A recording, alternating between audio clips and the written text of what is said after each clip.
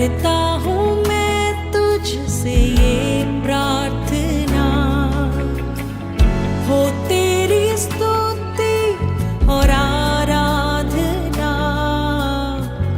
करता हूँ मैं तुझसे ये प्रार्थना, महिमा से तेरी तू इस जगह को भर। जो भी तू चाहे तू यहाँ पे कर। Hallelujah, hallelujah, hallelujah. मसीह में सब बहन भाइयों को मेरा सलाम और आप सब सलाम की हो। जैसे कि आप सब जानते हैं कि आज ईद पेंतिकोस्त मनाया जा रहा है, इसी हवाले से मैं थोड़ा सा कुछ बयान करना चाहती हूँ। खुदावंद के पाक कलाम में यूं मरकूम है, लूका 24 बाब उसकी 50 आयत में लिखा है, फिर वो उन्हें बैतएनिया के सामने तक बाहर ले गया और अपने हाथ उठाकर उन्हें बरकत दी। और जब वो उन्हें बरकत दे रहा था तो ऐसा हुआ कि उनसे जुदा हो गया और आसमान पर उठाया गया। खुदावंद के पाक कलाम के पढ़े और सुने जाने में खुदावंद की बरकत हो। खुदावंद यीशु मसीह जब आसमान पर उठाए गए तो उन्होंने सबसे पहले अपने शागिर्दों को बरकत दी, क्योंकि वो जानते थे कि उन्होंने उनकी बरकत से इन्होंने आगे कलाम को फैलाना है। इसी तरह उन्होंने कहा कि जब खुदावंद ने अपने शागिर्दों को जो 120 की जमात थी उन सबको बरकत दी और वो आसमान पर उनके देखते देखते उठाए गए। अब हम जानते हैं कि पहले भी जो खुदा के नबी थे वो उठाए गए, आसमान पर जिंदा उठाए गए।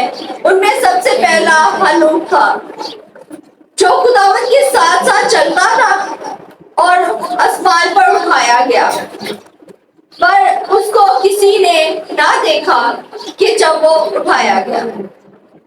उसके बाद अलीशा नबी, एलिया नबी को खुदा ने उठाया, तो उसका शागिर्द जो अलीशा था वो उसके साथ साथ रहा और उसने उसको देखा, तो उसको खुदावंद की बरकत, उसके जो उस एलिया में बरकत थी उसका दुगना मसा उसको मिला था। लिखा है कि एलिया जो है वो हमारी हमतबीयत इंसान था। जब एलिया को जाते हुए अलीशा ने देखा तो उसको खुदावंद का दुगना मसा मिला, खुदावंद से उसको दुगना मजा मिला। और जब 120 लोगों की जमात जो उसके शागिर्द थे उन्होंने खुदावंद यीशु मसीह को आसमान पर जिंदा जाते देखा तो उनको कितनी ब्लेसिंग मिली होगी, उनको कितनी बरकत मिली होगी। तो इसी बरकत को हम देखते हैं कि फिर खुदावंद ने कहा कि मैं जाता हूँ और तुम्हारे लिए एक मददगार भेजता हूँ जो है पाक रूह। वो हालेलुया, मददगार जो पाक रूह है वो हमारे साथ अब तक कायम है, हमारे साथ साथ रहता है। दूसरा मददगार बाइबल में लिखा है, दूसरा मददगार भेजता हूँ। तो इसका मतलब है कि पहला मददगार कौन था? किसी को पता है कि हमारा पहला मददगार कौन था? नहीं। किसी को पता है कि पहला मददगार कौन था? हम इस मददगार को देखने के लिए पैदाइश में जाते हैं, पैदाइश 2 बार और उसकी 18 आयत।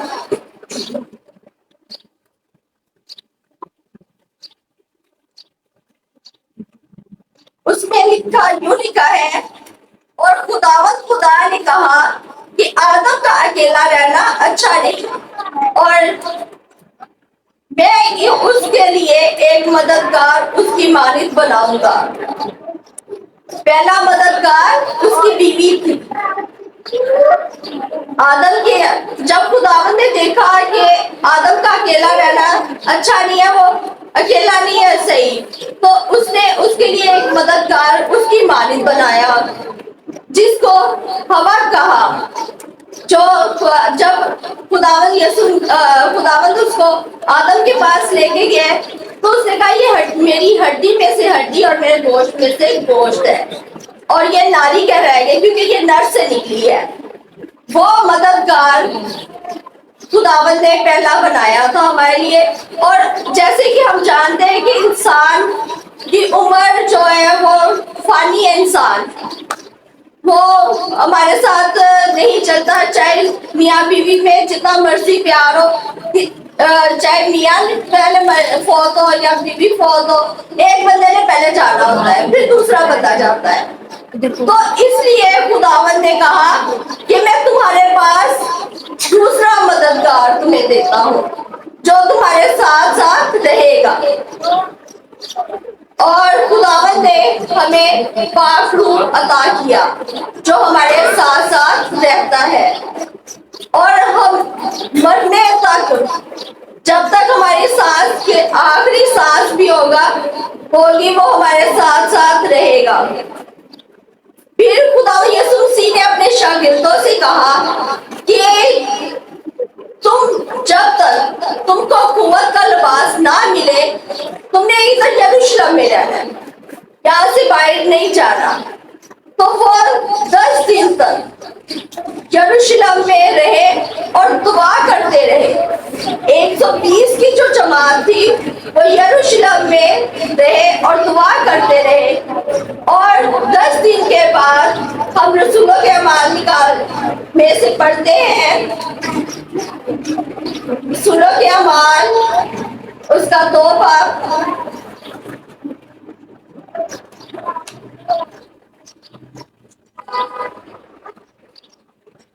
में यूं लिखा है, जब इसे पेंतिकोस का वक्त दिन आया तो वो सब एक जगह जमा थे। एक जगह जब इसे पेंतिकोस का दिन आया तो वो सब एक जगह जमा थे, क्योंकि उनको खुदावन ने हुक्म दिया हुआ था कि तुम लोगों ने एक जगह जमा रहना है, यहाँ से बाहर नहीं निकलना और दुआ करते रहना है। वो जब दुआ करे तो यकायक आसमान से ऐसी आवाजें आई जैसे जोर की आंधी का सन्नाटा।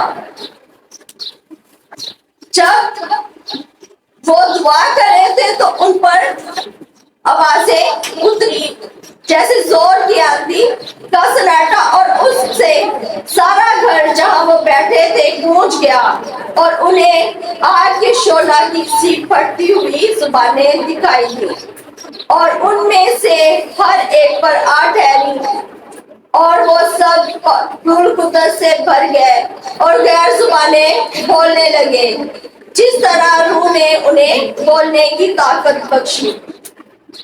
जब वो दुआ कर रहे थे तो उनके ऊपर गैर जुबान नाजिल हुई। जब हम खुदावत के साथ लिपटे रहते हैं तो हम पर गैर जुबान या पाक रूह आती है। ये जरूरी नहीं है कि हम पर गैर जुबान आएगी तो हम खुदावत के साथ चल रहे हैं। गैर जुबान ना भी हो उसके नेमतें तो तरह तरह की हैं। किसी को गैर जुबान की नेमत है, किसी को उसके तर्जमे की नेमत है। तो इसी तरह उन पे पाक रूह उतरा। जब पाक रूह हमारे साथ होता है तो हम हर मुश्किल, हर लड़ाई को लड़ सकते हैं, अपनी इसकी तमाम जंगों को हम लड़ सकते हैं। इसी तरह जब पाक रूह उन पर नाजिल हुआ तो पतरस जो बाहर निकला और जोर जोर से कलाम सुनाना शुरू कर दिया, गैर जुबानों में कलाम सुनाना शुरू कर दिया, और लोगों ने देखा कि ये तो ताज़ा मैं के नशे में है, ये क्या बोल रहे हैं। मगर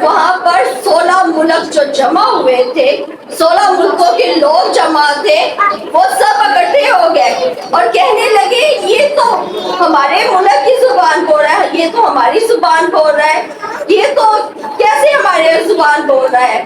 फिर पतरस कहता है कि मैं ताज़ा मैं के नशे में नहीं हूँ, बल्कि ये पाक रूह का नशा है जो मुझ में बोल रहा है। हालेलुया। जब हम खुदावंत में चलते हैं तो हम पे खुदावंत का नशा जो चढ़ता है, जो कभी उतरता नहीं। दुनियावी नशे जो होते वो तो उतर जाते हैं, उनको लेने के लिए दोबारा जरूरत पड़ती है, मगर पाक रूह के नशा ऐसा है जिसको दोबारा लेने की जरूरत नहीं पड़ती, वो हमारे साथ नशा रहता है।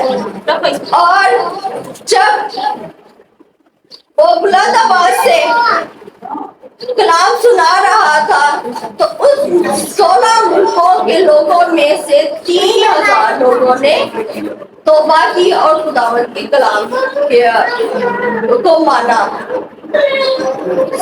3000 लोगों ने तौबा करके बपतिस्मा लिया और खुदावंत की जमात में जमा हो गए।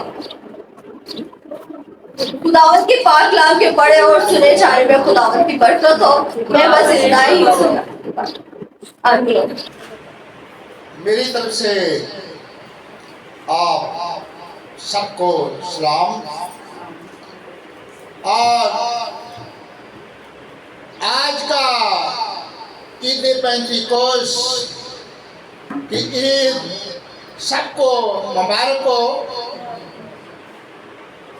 क्योंकि खुदावंद ने जो वादा किया था मददगार का, उसने हमें मददगार अता किया। जबकि आज बेटी ने बहुत ही खूबसूरत लफ्ज़ों से कलामे मुक़द्दस को बयान किया। और जबकि 120 की जमात ने जबकि मनादी की और लोगों को बताया कि जिसको हमने सलीब दिया वो जिंदा है, वो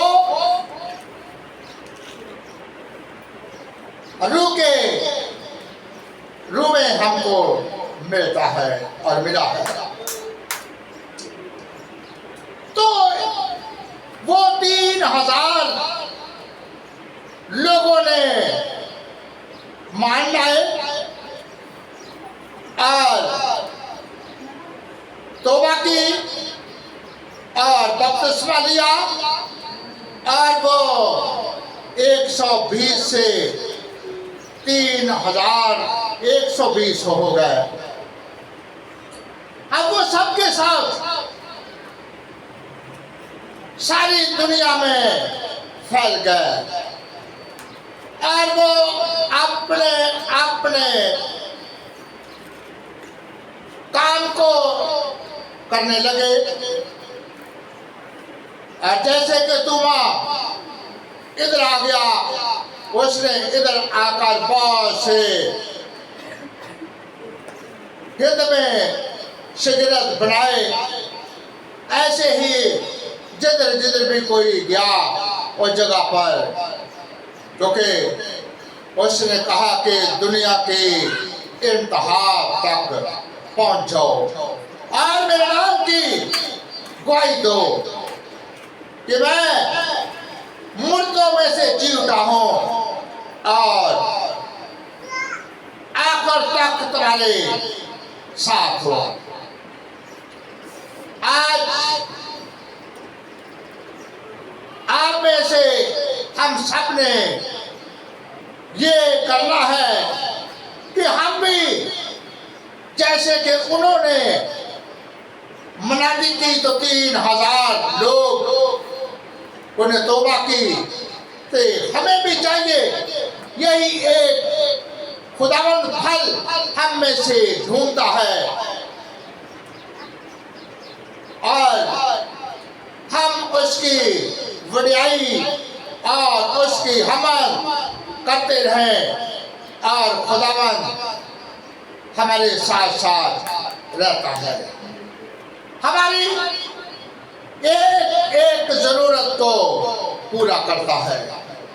अब तो वो कहता है कि तुम सांपों और बिच्छुओं को पकड़ोगे और उनको कुचलोगे, वो तुम्हें कोई भी तकलीफ ना दे सकेगी। और तुम अंधों को आंखें दो और कोलों को साफ करो और लंगड़ों को चलाओ, मुर्दों को जगाओ और मेरे नाम से मुझसे बड़े बड़े काम करो, तो मैं तुम्हें अकेला नहीं छोड़ूंगा, मैं तुम्हारे साथ साथ रहूंगा। जिस घर में जाओ उस घर की खैर सलामती चाहो, और उस जगह पर कोई सलामती का फर्जंद होगा तो तुम्हारी सलामती उस जगह पर फैल जाएगी, जनाब, तो तुम्हारी सलामती वापस आ जाएगी। और जो चीज तुम्हारे आगे रखी जाए उसे शुक्र करके खा लो। अगर कोई तुम जहरीली चीज भी खा लोगे तो तुम्हें कोई तकलीफ नहीं होगी। और आज ये जरूरी है कि हम अपने आप को तैयार रखें। जिस वक्त भी कोई कहे कि ये बात किस तरह है, तो तुम्हें खुदा का रूह बताए कि ये बात इस तरह है, और वो कहता है कि तुम कोनो घसीटेंगे और दालतों में भी ले जाओगे, ले जाएंगे, तो फिर भी मैं तुम्हारे साथ रहूंगा। और उस जगह पर तुम नहीं बोलोगे, मैं बोलूंगा। आज किस किस ने अपने आपको रूह के सपुर्द किया है,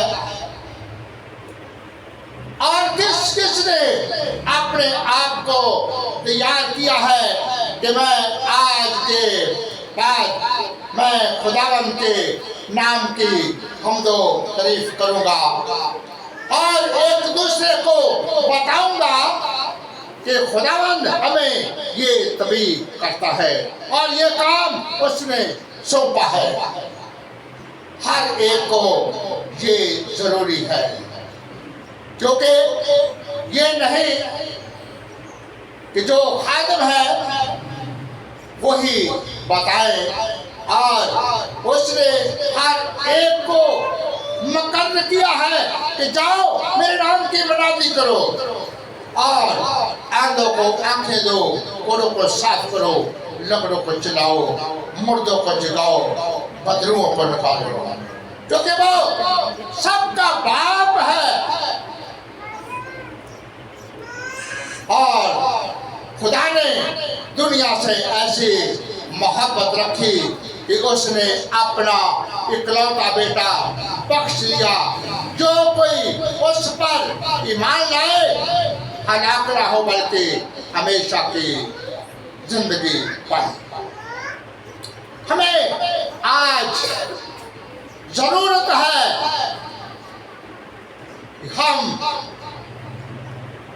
जो भी हम में कोई भी कमी है, किसी तरह की भी कमी है, तो हम उसे दूर करें। उस जगह पर खुदा की बात को, खुदा के नाम को उस जगह पर रखें। उस जगह को गुस्सा, तफरके, जदाइयाँ, झूठ, इसको अपने आप में से निकाल लें, क्योंकि ये गुस्से ये खुदा के पसंद नहीं है। और वो तो कहता है कि जाओ, अगर ये हम जाते हैं वो जगह पर कोई बीमार है तो उसकी हमें खबर लेनी पड़ती है। तो हम इस गांव में, इस कॉलोनी में, इस घर में अगर किसी को किसी की खबर ले लेंगे, क्या हाल है भाई, क्या हाल है, कोई परेशानी तो नहीं, तो फिर भी खुदा आज ही ये काम करने वाला है। ये आज ही 3000 लोग जो कि तौबा कर सकते हैं। हम सबने अपने आप को तैयार करना है। आज हमें जरूरत है कि आज ईद पेंतीकोस्तो ताही मनाया जाता है। अगर जो हम उसकी बात को माने तो फिर, अगर जो ना माने तो खा लिया और चर्च में गए, उस जगह पर कलाम सुना तो बस ठीक है। जबकि हम रोटी पका के उसे रख ले तो पेट तो नहीं भरेगा, पेट तो फिर भरेगा जो हम उसे खाएंगे।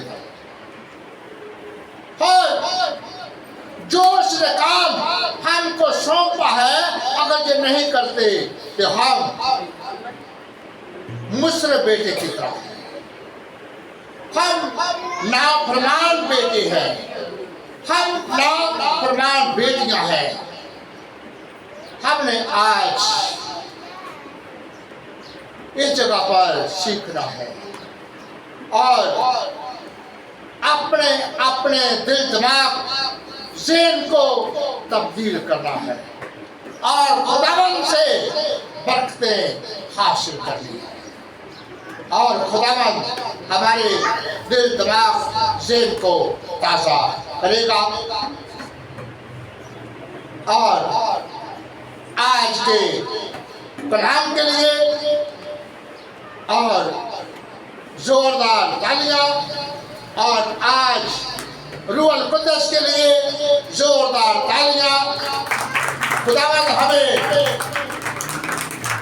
आज का रूह हमें सीधी राह दिखा सके, हमारे दिल दिमाग ज़हन को तब्दील कर सके और हम सेहत याब हो, हम में से सब बीमारियां, कमजोरियां, परेशानियां जाती रहे। जबकि हम ये सोचते रहे तो बीमारियां तो आती रहेगी, फिर हमारे बीपी हाई भी होंगे और लो भी होंगे, शुगर भी होगी, यरकान भी होगा, ये सब कुछ होगा। अगर ये हम इस गठड़ी को रख देंगे, क्योंकि वो कहता है कि अपना पहाड़ या हवा के साथ आपे ओ सवाल। आमीन। आज सारी दुनिया को ईद पेंतीकोस्त मुबारक हो, मुबारक हो, मुबारक हो। बाप के बेटे, बाप के नाम। आमीन।